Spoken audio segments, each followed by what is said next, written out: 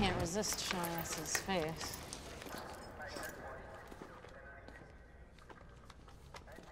What's he hiding under that makeup?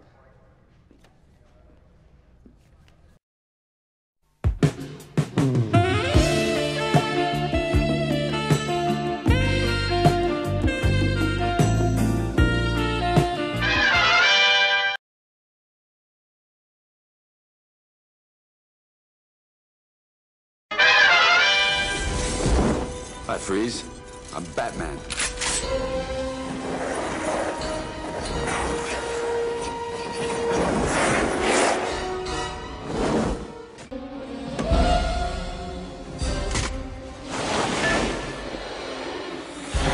Nice catch. You break it, you buy it. The ambiguously gay duo. They are taking on evil, come what may. They are fighting all crime to save the day. They're extremely close in an ambiguous way. They're ambiguously gay. The ambiguously gay duo. The ambiguously gay duo.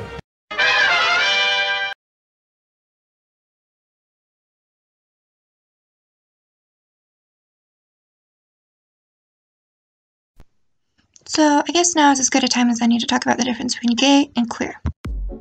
Basically, I'm going to define gay as primarily sexual, or a man having sex with a man and a woman having sex with a woman, but queer is a much bigger category. It means anything that defies heteronormativity, and, depending on who you read, that could mean not just a man having sex with a man, but defiance of the very systems that support heteronormativity at all, ranging from capitalism to traditional marriage to our educational system to our media to religion. But these definitions are kind of amorphous and squeaky, and a lot of people disagree about them, so all you really need to know for right now is that I'm using gay to mean rainbow flags, and I'm using queer to mean whatever would make white pants really, really uncomfortable. But I should back up. So this all started when I was reading this article by Hillary Gadsby, that's her, about writing queer, and she was quoting Alexander and Rhodes, who were quoting Michel Foucault, about how being queer means refusing to comply with the heteronormative agenda. There's a lot of academic ease in there, but the gist of it is that there are some bodies that comply with the desires of the dominant power structures, and there are some bodies that are not compliant. This transfers to writing and art in interesting ways, because art and writing are traditionally about composing, or turning something disordered into something ordered, like giving a bunch of seemingly disconnected events a narrative structure, or turning a bunch of images into a poem, or a collage. But if the body or the subject in the writing or art is refusing to become ordered, in direct defiance of artistic norms, then the result is queer art and queer storytelling rooted in queer bodies. But what does that have to do with Batman? Well, Batman as a fictional character spans decades of comic book runs, movie adaptations, product endorsements, and a whole lot of cultural shifts in society. But I don't want to talk about how Batman has changed, but rather what aspects of Batman have remained the same from the beginning of his comic book journey to now. Batman was designed as a sort of dark noir vigilante pummeling villains by night while masquerading as a dumb socialite by day, sort of like the Scarlet Pimpernel. This relates to the second part of my argument, what I'm going to call Batman as queer. But I first need to make this argument, Batman policing queer. In this first section, I'm going to be talking about Batman's rogues gallery, meaning the individual distinct villains he regularly opposes, rather than mobsters in general who tend not to have individual trademarks in the comics. I'm going to characterize this rogues gallery as queer, by which I mean non-normative. I should note again that non-normative isn't just a synonym for immoral or criminal or crazy. In the context of the comics, it can mean all of those things, but it's also a larger category referring to any behavior that would make Mike Pence, or in this case Batman, very, very uncomfortable. But we need some background.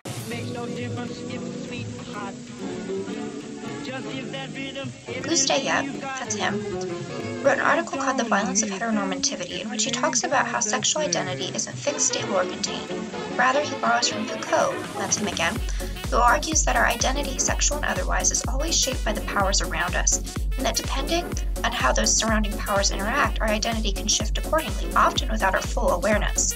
This doesn't mean we have no control over our identity, but it does mean that the first step to taking control is recognizing how little control we actually have.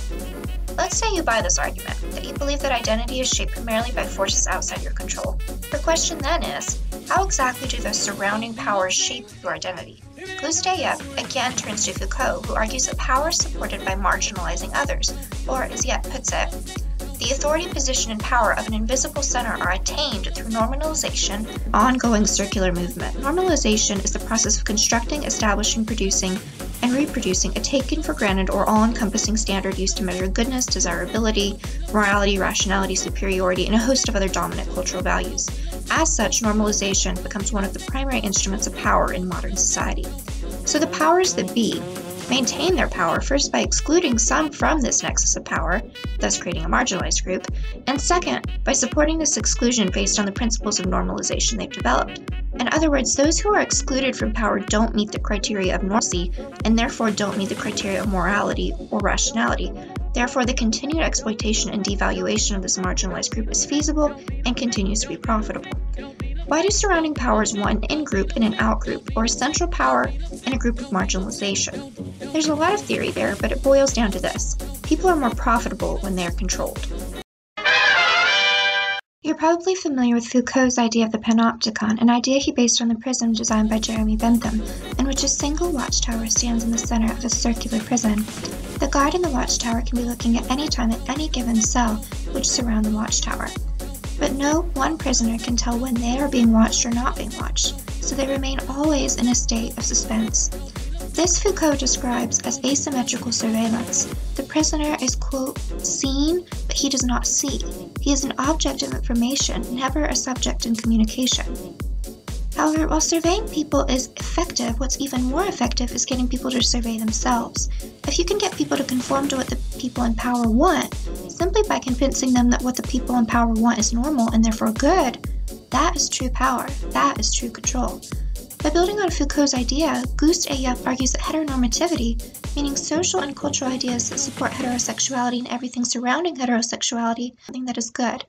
And this is because if we can survey ourselves into conforming to heteronormativity, then we can save the powers that be a lot of time. But again, what does this have to do with Batman? I'm first going to argue that Batman functions as a sort of Foucault-esque watchtower in the panopticon that is Gotham, by which I mean that Batman's rogues gallery are queer, and he is policing them.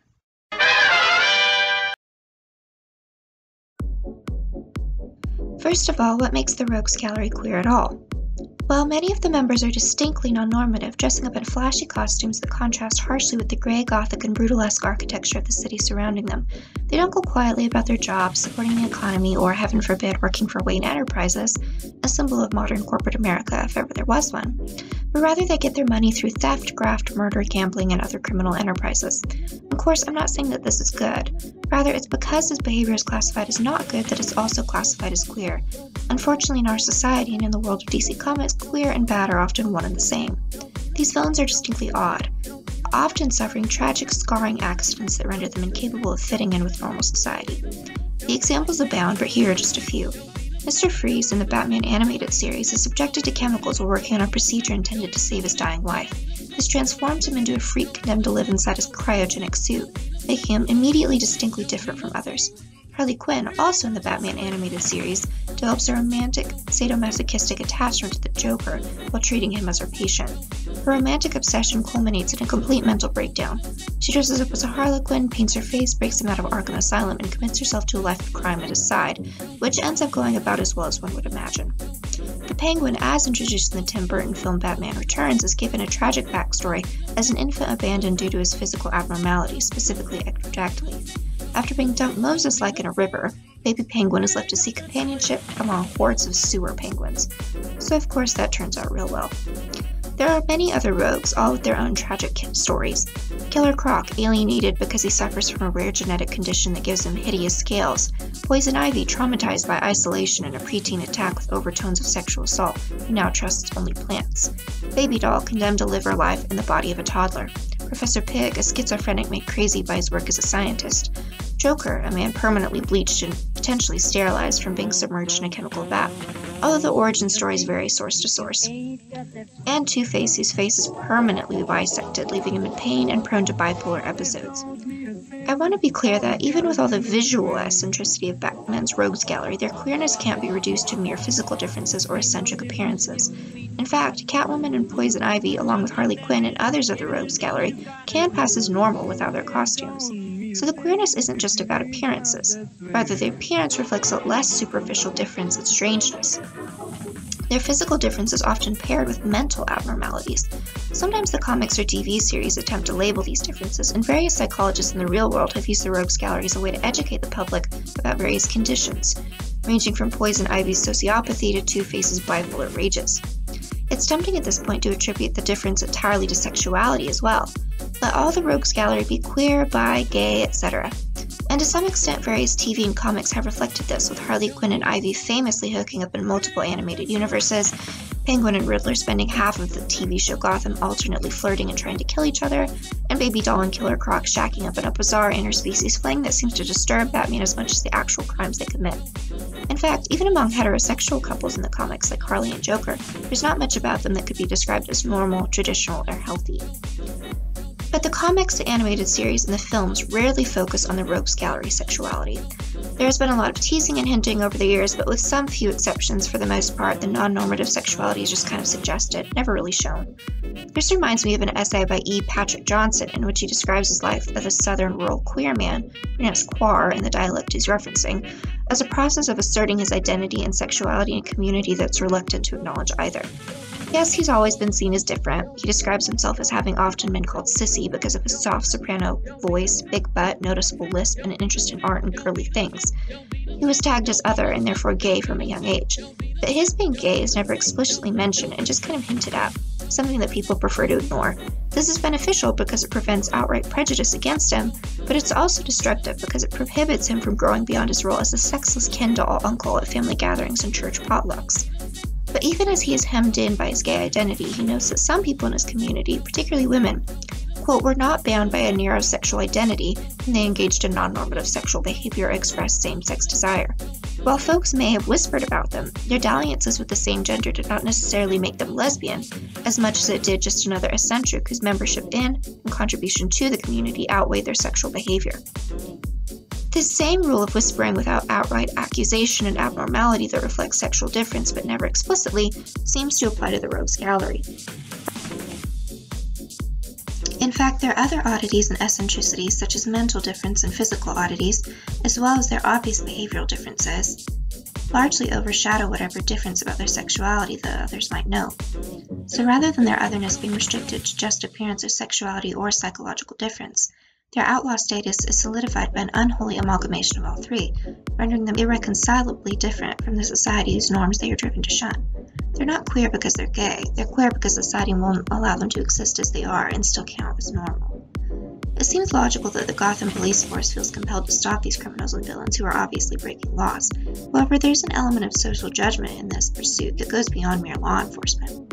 For example, there are numerous episodes in which Batman the Animated Series, in which criminals attempt to go straight, pun intended, after getting out of prison, but find themselves so judged and persecuted by Gotham society that they eventually return to their lives of crime, just for familiarity. It's as if people don't really want the rogues gallery to fit in with normal society at all.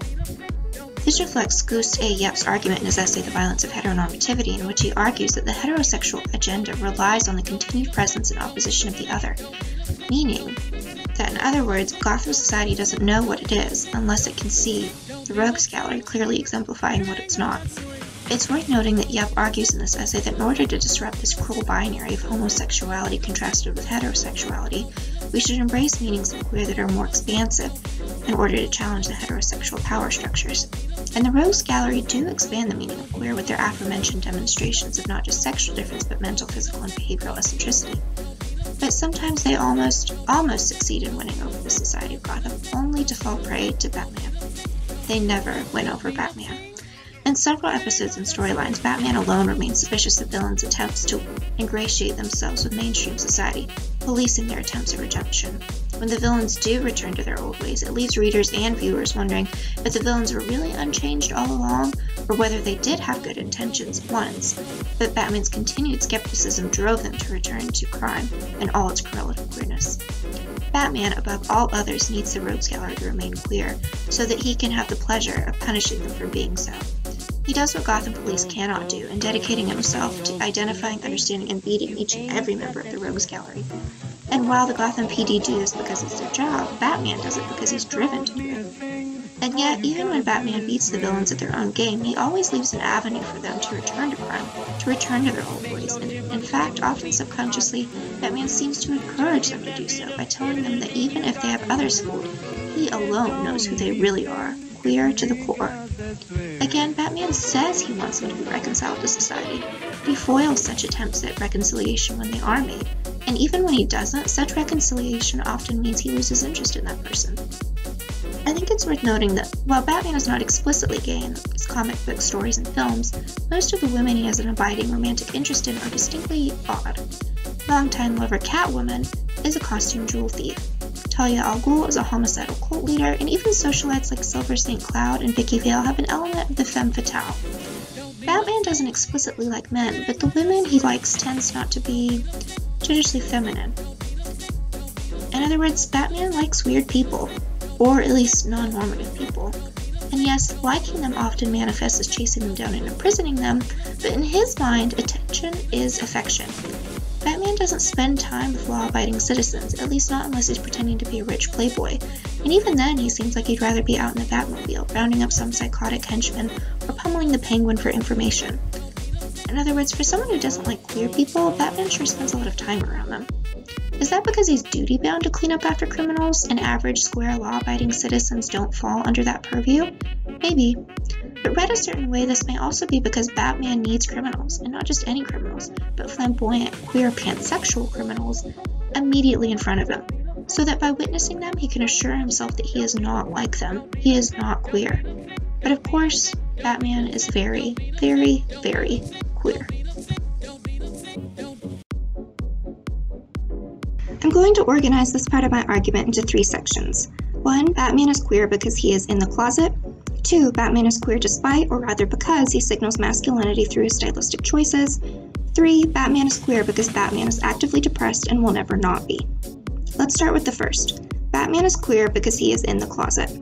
I'm going to be quoting extensively from David Wallace, that's him, who in his essay, The Trope of the Closet, argues that, quote, closeting as an identity concept has begun to get traction beyond the basic notion of lesbians, gay men, bisexuals, and trans people coming out of their heteronormative and gender-restricted closets to claim their previously hidden sexual identities or gender expressions. Wallace cites examples from popular media in which people come out as werewolves, serial killers, or, as in Breaking Bad, crack kingpins. Much of American TV in particular revolves around men living double lives, from Don Draper in AMC's Mad Men to Tony Soprano of HBO's The Sopranos, and it seems clear that people with dual identities just make for better drama because the threat of one identity affecting the other can be milked for suspense and tension for years. Wallace connects this trope of a double life to coming out of the closet by arguing that in both cases liminality or ambiguity in identity is, quote, invoked to some degree, and that such liminality, quote, is a natural tool for exploring anything, but particularly anything sexual, that falls outside usual expectations and must be actively articulated. Batman is also compartmentalized, with a secret identity as Bruce Wayne, louche billionaire, or rather, Bruce Wayne has a secret identity as vigilante hero Batman. He comes out of the closet, meaning reveals his dual identity to very few people. In Tim Burton's 1989 film Batman, Bruce Wayne comes out to Vicky Vale, and his awkward attempts to do so constitute a humorous scene of miscommunication. Vicky, what I'm trying to tell you is... Hey, it's okay. You can tell me. Okay. What? What I'm trying to tell you is... See, I'll be right back.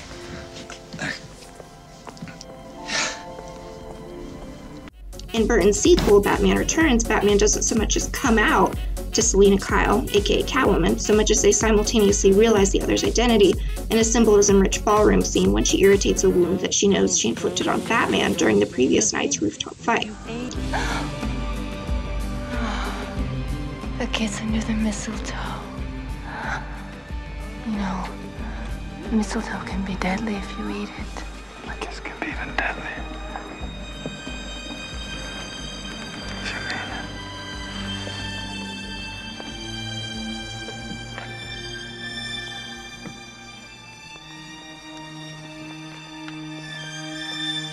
Oh my God. Does this mean we have to start fighting? And they were roommates. Oh my God, they were roommates. In this case, as in Christopher Nolan's The Dark Knight and The Dark Knight Rises, these attempts to learn Batman's secret identity are accompanied with violence. Just as Catwoman discovers that Bruce Wayne is Batman by realizing that both men have the exact same wound, which she gave them, Joker attempts to uncover Batman's identity in The Dark Knight by threatening to kill the citizens of Gotham until Batman comes out to him. In The Dark Knight Rises, Bane announces to Catwoman and his goons that Batman and Bruce Wayne are indeed the same person, right before he breaks Batman's back. When Batman is stripped of his mystery, when he's forced to come out as Bruce Wayne, or when Bruce Wayne is forced to come out as Batman, there's an agonized sense of revelation characterized by the pain of being fully known, much like that which accompanies many queer narratives of coming out as gay or bi or lesbian or whatever.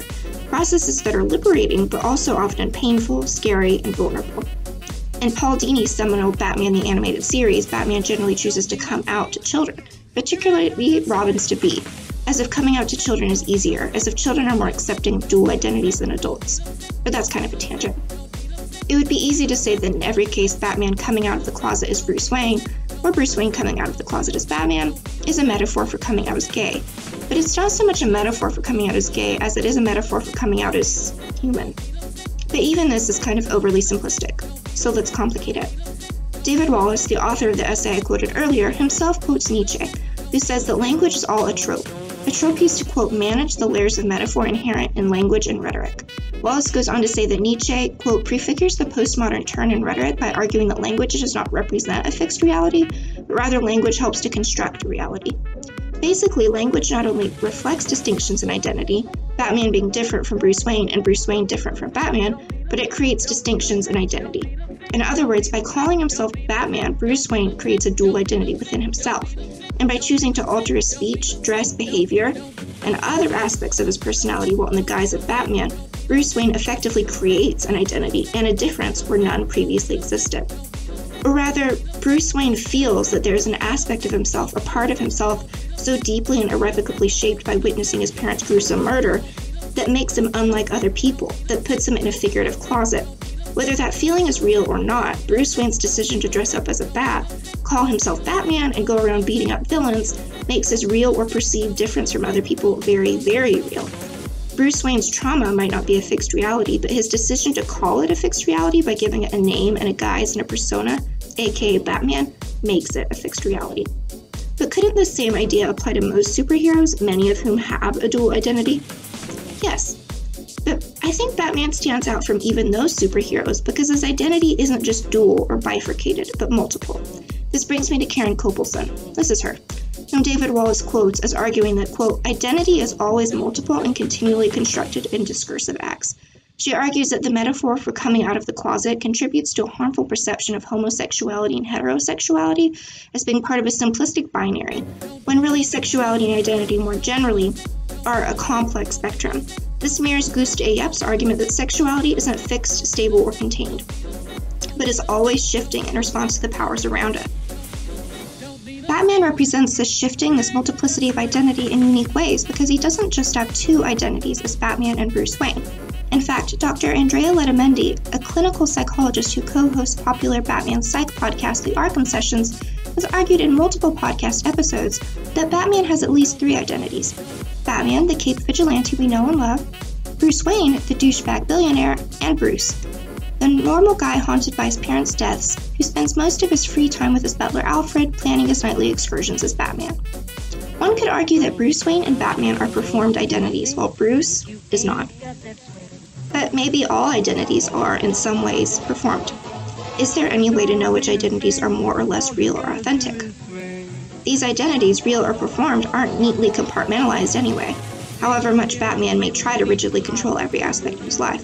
But rather, these identities each affect the other, with people like Alfred and various Robins, and even in some comics and films, Catwoman, knowing him as Batman, Playboy Bruce Wayne, and Bruce. Of course, some people will rightly point out that saying Batman is in the closet is deeply offensive to anyone who actually struggles with hidden sexuality. After all, the two experiences, even if Batman wasn't a fictional character, are hardly comparable. That being said, I think David Wallace, who himself identifies as gay, makes a valuable point when he says that while being in the closet is an experience that is in some way specific to LGBTQ communities, it's important that we consider how we are all engaged in, quote, a series of closeted experiences. For this reason, if no other, I think it's fair to say that Batman, or Bruce Wayne, is in some way in the closet, with segments of his life masked and hidden from those around him, which gives his life an element of queerness that shouldn't go unexamined. But this isn't the only way Batman is queer.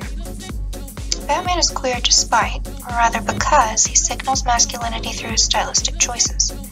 Jean Baudrillard, this is him, was a French philosopher who argued that there is hyperreality, or a simulation that mirrors reality and has effectively replaced reality in modern society. He argues that, quote, to simulate is to feign or to pretend to have what one hasn't. But to simulate is not simply to feign or to pretend. He goes on to quote Nietzsche as saying that, quote, someone who feigns an illness can simply go to bed and pretend he is ill. Someone who simulates an illness produces in himself some of the symptoms. Baudrillard uses this to support his claim that while, quote, feigning or dissimulating leaves the reality principle intact, the difference between pretending and the real always clear, but masked simulation threatens the difference between true and false, between real and imaginary. Since the simulator produces true symptoms, is he or she ill or not? The simulator cannot be treated objectively either as ill or as not ill.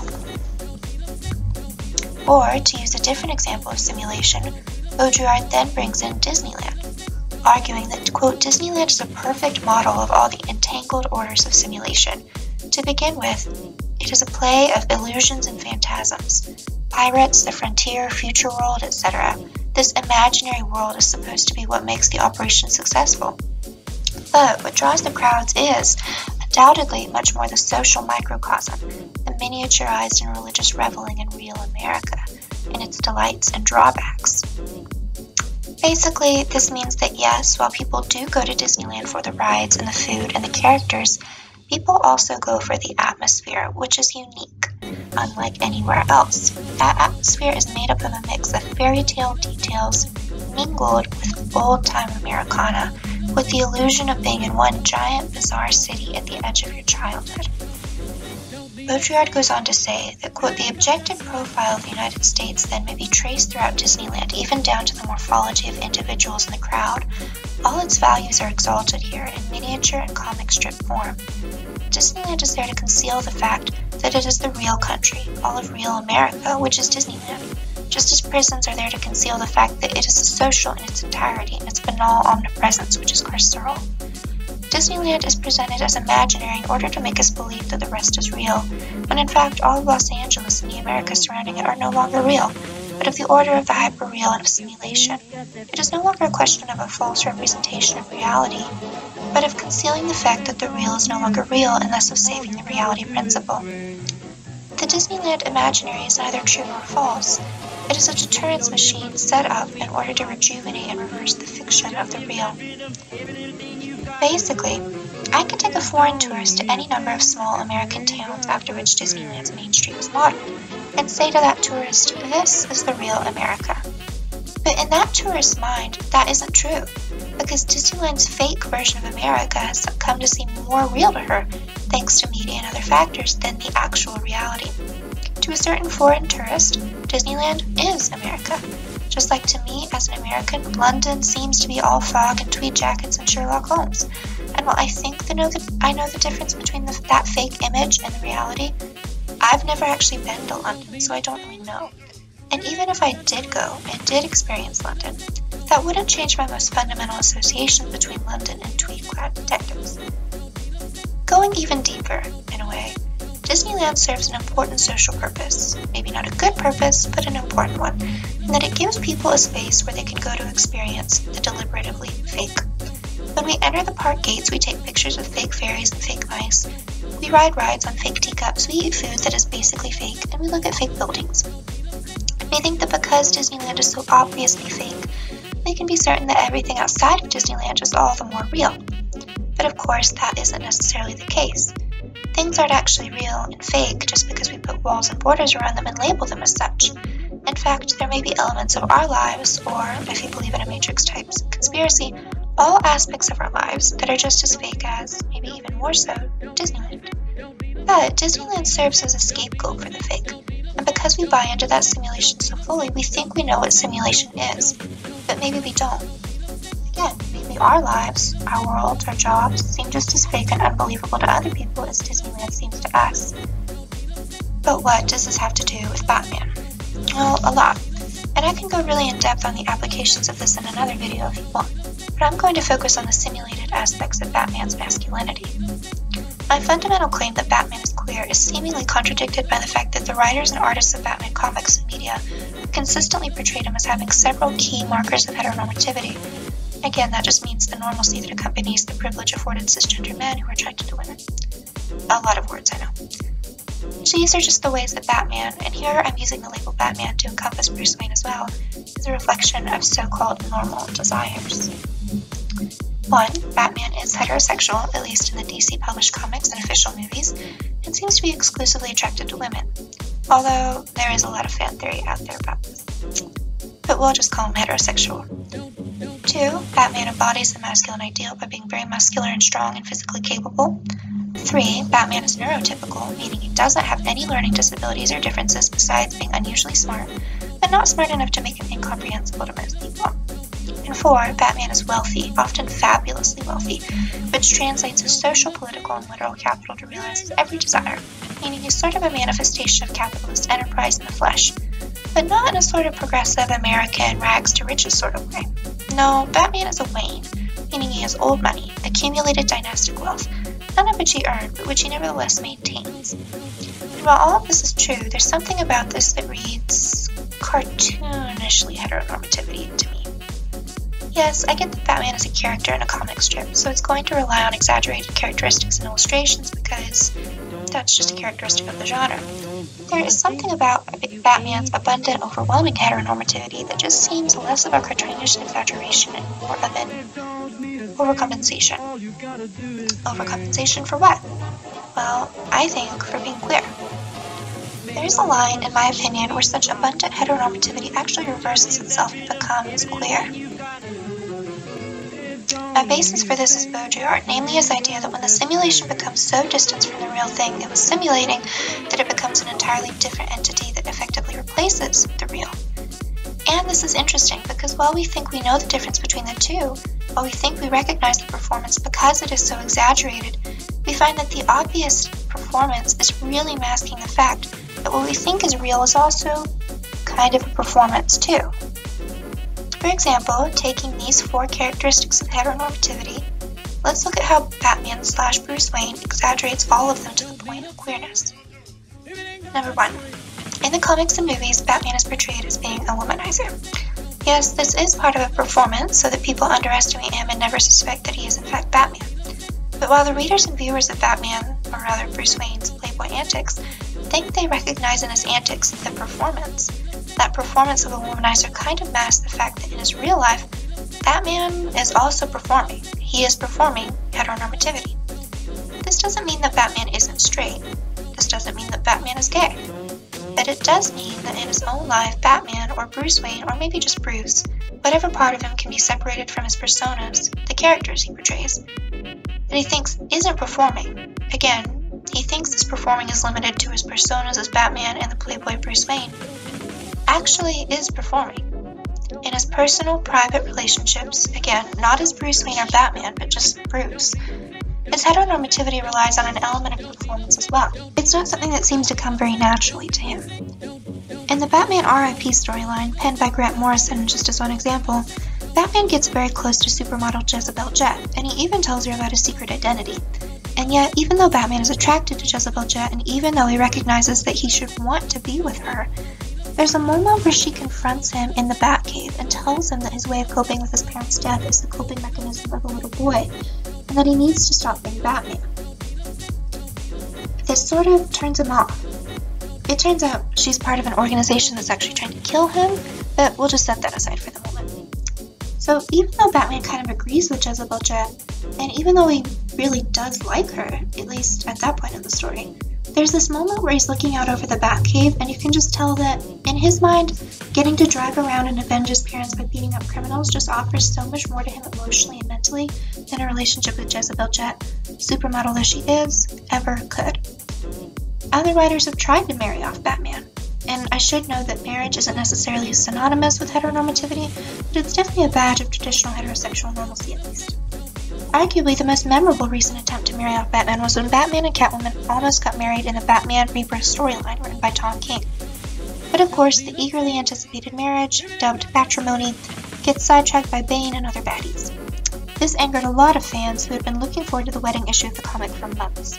the reversal plot twist kind of felt like a cop-out, and it was a cop-out. Because while the story itself relies on Catwoman having cold feet, what it doesn't address is that what for me seems like the biggest elephant in the room, namely that Batman doesn't want to get married. You complete me. He is attracted to women, or at least some women, but those women tend to either be socialites with whom he can never have a real connection, giving their relationships a convenient expiration date, or they're femme fatales like Selena Kyle or Talia al Ghul. Yes, Batman is attracted to these women because they're super hot and dangerous and exciting, but is it also possible that he's attracted to them because he knows that with them, because of their villainous extracurricular activities, the relationship will never actually progress into anything serious, or at least never venture as far as that all-encompassing heteronormative mile marker that is marriage? But that's just one example of how Batman's performances as heteronormative, his exaggerated characteristics as the Ubermensch, mask the fact that in his private life, he's also performing as well. Take, for example, his body. Batman's physique is consistently portrayed as muscle to the point of absurdity, with the comics going to great lengths to describe his extensive martial arts training and film actors portraying the Cape Crusader lauded for their workout regimes and six-packs. Granted, this Ubermensch physique is a quality of most comic book superheroes who tend to have exaggerated muscles and strength. But while this makes sense with heroes like Cyborg or Martian Manhunter or Superman, who are all inhuman, Batman is human, and should not be capable of putting on that much muscle. Of course, there's an element of camp to this. Comic books as a genre lend themselves to illustrative, exaggeration, and hyperbole. But here's the thing.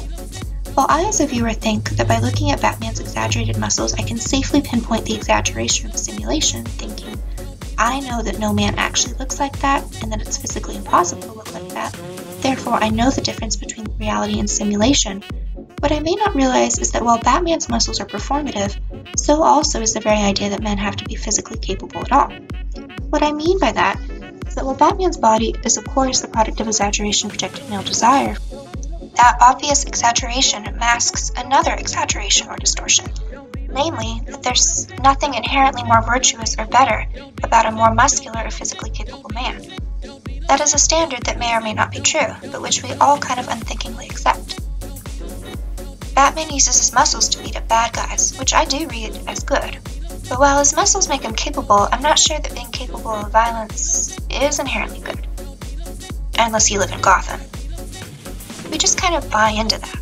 And even as we're buying into that simulation, we look at Batman's muscles, the exaggerated waist-to-shoulder ratio, and think we've spotted the one exaggeration that the comics are making, when in fact the simulation goes much deeper. 3. I can make the same point about Batman's intelligence. Batman is called the world's greatest detective, with a uniquely analytical mind that enables him to solve conspiracies and crimes in Gotham. Various comic books have confirmed that he speaks upwards of 24 languages and can match wits with the likes of Brainiac and the Riddler, which I assume all readers recognize as not realistic and not something that most people can do.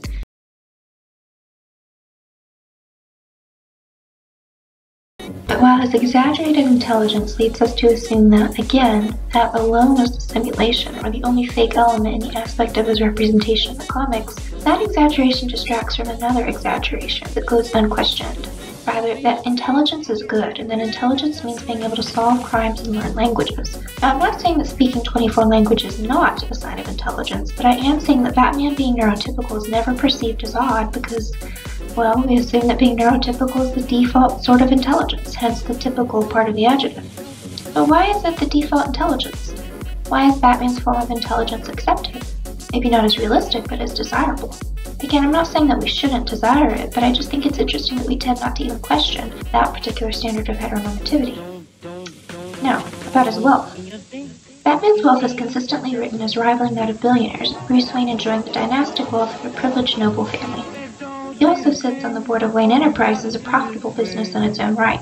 I'm going to make the same argument I made about his other attributes. While we think, because we recognize how exaggerated and unrealistic Batman's wealth is, we have spotted the simulation, or distance from reality, that simulation is just one of many. The comic books toy with having Batman distance himself from his wealth, often for years at a time, but it never really questions the value of that wealth and the desirability of fortune and capital. Bruce Wayne/Batman's wealth is always seen as a marker of significance and importance. The closest any Batman media comes to really questioning that premise is Christopher Nolan's Batman Begins, in which Bruce Wayne spends years living in self-inflicted poverty in order to understand the suffering of Gotham City citizens. But that's about as much as any film really questions that. And even then, Batman goes back to his mansion eventually. He even calls a private jet to pick him up. So, if Batman's heteronormative characteristics, exaggerated as they are, mask other deeper-rooted heteronormative characteristics, then why am I arguing that Batman is queer at all? Because the nature of Batman's exaggerated heteronormative characteristics draws attention through that hyperbole to the unrealistic nature of those heteronormative standards and to the standards lying beneath. By playing the role of heterosexual male to the point of hyperbole, Batman actually exposes the nature of the equally exaggerated nature of the heterosexual male in his personal life, showing that while as Batman and Bruce Wayne, he is definitely performing, that external performance mirrors an internal performance as a heterosexual male with normal desires, or rather, so-called normal desires. But of course, Batman doesn't have normal desires. He doesn't want to marry a supermodel and settle down. He wants to race around town in his Batmobile punching bad guys. Batman doesn't have a normal family because he doesn't really want one. Instead, he seems to want a bizarre amalgamation of foster kids and secret biological children, all of whom he trains to fight crime, along with his butler, with whom he has the deepest and arguably most meaningful emotional relationship of his life. So yeah, Batman is weird. Batman is probably queer. And oddly enough, the ways in which he seems the least queer, again with characteristics that I would consider heteronormative, such as being a playboy, having an enviable physique, being neurotypical and unusually intelligent, and being wealthy, are actually, through their cartoonish, exaggerated portrayals, diluted and expanded to the point that they expose the layers of heteronormativity underneath. And the exposure of that heteronormativity is in itself very queer. I know that's a lot, so let me offer just one last example. Going back to the Batman R.I.P. storyline, when Bruce Wayne, quote, comes out as Batman to supermodel socialite Jezebel Jet, he does so presumably because he wants some future with her, which is itself heteronormative. The viewer understands that because Jezebel Jet is conventionally attractive and Batman is also conventionally attractive, and both of these characters are very smart and socially privileged, these two are supposed to like each other and want to be together. And yet, because Jezebel is portrayed as so emphatically desirable, so conveniently and conventionally attractive, the viewer has the sneaking suspicion that she can't possibly be for real. No one is as perfect. And as it turns out, later in the story, she is not. She is, in fact, trying to kill Batman. So, the seeming rightness of Batman's relationship with Jezebel Jet, the seeming perfection of their union, that exaggerated perfection, is perceived as a simulation, or something fake. Because of course Jezebel Jet doesn't really love him at all. But that simulation masks another simulation. The idea that Batman, even if Jezebel Jet did love him and really was that perfect, Batman wouldn't really be happy settling down with her. But not because he's just some playboy. No, Batman may sleep around, but he's not really interested in women at all. He's attracted to them, but not deeply interested. He does not abide by that golden rule of heteronormativity, in which heterosexual men must prize women above all else. No, Batman would rather live alone, unfettered, and also semi-celibate, because it connects him to his childhood. And childhood ultimately is the thing that normal men are always supposed to grow out of. With Batman attempting to refute in everything he does that most accepted, unquestioned heteronormative standard of all, that time is linear and cannot be gotten back. Because Batman rejects linearity both in the comics, which keep the character immortal, eternally present, and within the stories themselves, in which his obsession with the time of his parents' death leads to a sort of suspended childhood, an eternal youth as a sort of crime-fighting vigilante Batman idolized as a child, and wishes could have saved his family. And while that's supposedly unhealthy, with other characters even remarking on the bizarreness of Batman's mission, his obsession, Batman's obsession reflects a queerness of himself and in his readers and fans that we just can't seem to shake. Namely, that we're not so sure that anything, time included, is ever really a straight line from one place to another.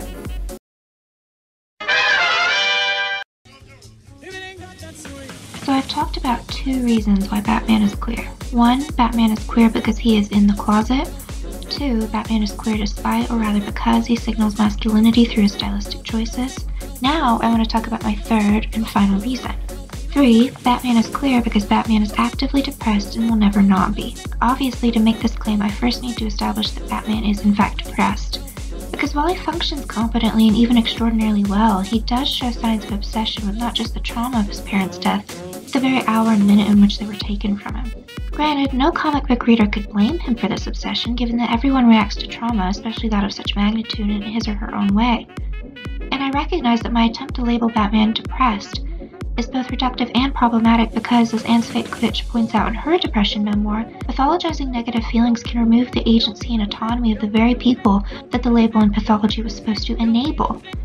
And yet, with Batman, especially given his aesthetic of brooding black sobriety and gothic morbidity, depression seems to both apply and to help us understand why so many readers relate to him.